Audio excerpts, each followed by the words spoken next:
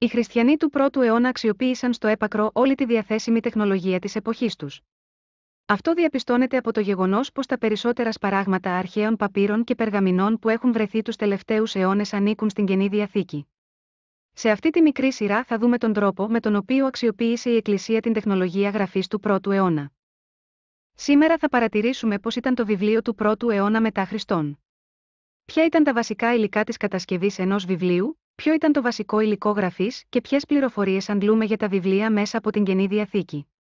Εάν σε ενδιαφέρει να μάθεις για το βιβλίο του πρώτου αιώνα μετά Χριστόν, τότε μείνε για λίγα λεπτά μαζί μας.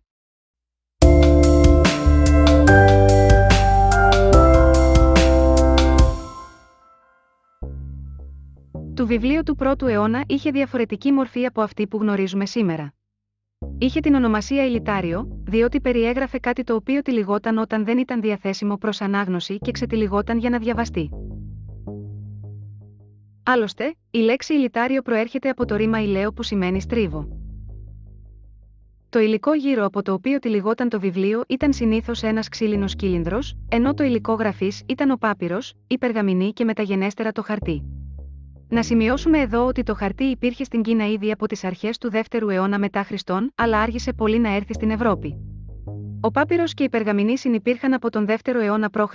μέχρι και τον 7ο αιώνα μετά Χριστόν, ωστόσο η ανθεκτικότητα ως υλικό γραφής της περγαμηνής έναντι του παπύρου ήταν αδιαμφισβήτητη. Ο πάπυρος κατασκευαζόταν από τον φλοιό του ομώνυμου δέντρου, το οποίο φύτρωνε στις όχθες του ποταμού Νείλου στην Αίγυπτο. Μέσα από μια ειδική διαδικασία, ο φλοιός του κοβόταν σε λεπτές λωρίδες.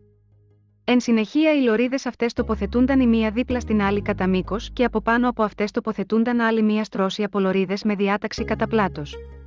Έπειτα, με την άσκηση πίεσης με τη βοήθεια μιας επίπεδης πέτρας παράγονταν από τις ίνες του φλοιού μία κολώδης ουσία η οποία ενοποιούσε όλα τα στοιχεία.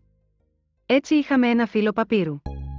Κατόπιν, με τη βοήθεια κάποιας κολλητικής ουσίας, πιθανότατα φυτικής, οι τεχνίτες της εποχής ένωναν μεταξύ τους πολλά φύλλα παπύρου, τα οποία δημιουργούσαν ένα ρολό, όπου οι ίνες του φυτού στη μια πλευρά πήγαιναν πάντοτε προς την ίδια κατεύθυνση.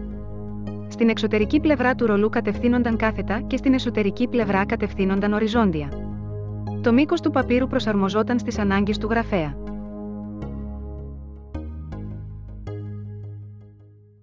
Ως υλικό γραφής, ο πάπυρος είχε δύο βασικά μειονεκτήματα. Πρώτον, ήταν ευπαθής στην υγρασία και δεύτερον, η συνεχής περιέλιξη δημιουργούσε φθορά και σπασίματα σε αυτόν. Επίσης, ο σκόρος και τα ποντίκια ήταν άλλοι δύο σημαντικοί εχθροί του παπύρου.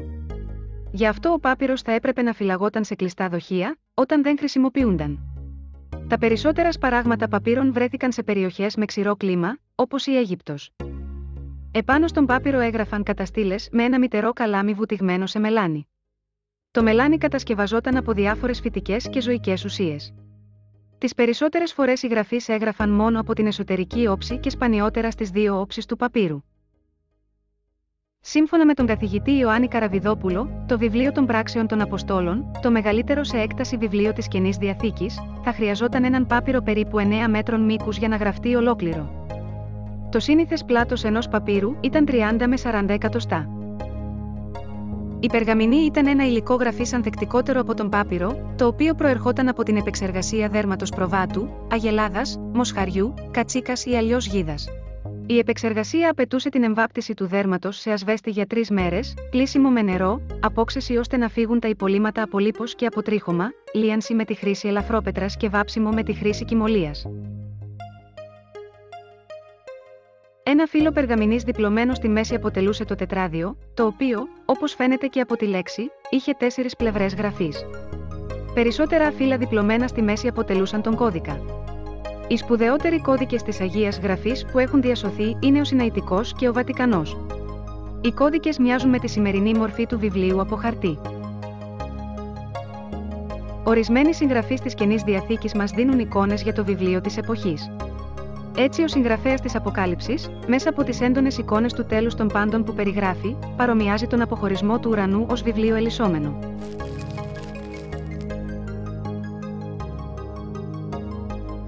Ακόμη, ο Ευαγγελιστής Λουκάς περιγράφει παραστατικά την κίνηση του Ιησού στη συναγωγή να ξετυλίξει το βιβλίο του προφήτη Ισαΐα ώστε να διαβάσει ένα απόσπασμα μέσα από αυτό και αφού τελειώσει την ανάγνωση να το τυλίξει ξανά και στη συνέχεια να καθίσει.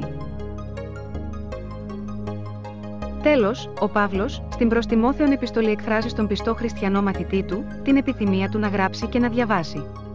Συγκεκριμένα ο Παύλος παραγγέλει στον μαθητή του, όταν έρθει για να τον βρει να του φέρει τα βιβλία του αλλά και τις μεμβράνες. Οι μεμβράνες πιθανότατα ήταν κάποια σημαντικά τεμάχια περγαμηνής για τον Απόστολο.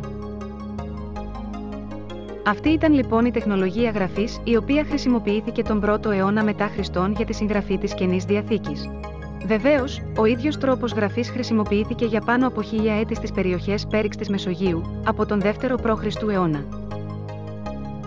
Σε επόμενα βίντεο θα δούμε περισσότερα στοιχεία σχετικά με τους επικοινωνιακούς τρόπους των πρώτων χριστιανών. Έως τότε να είσαι καλά.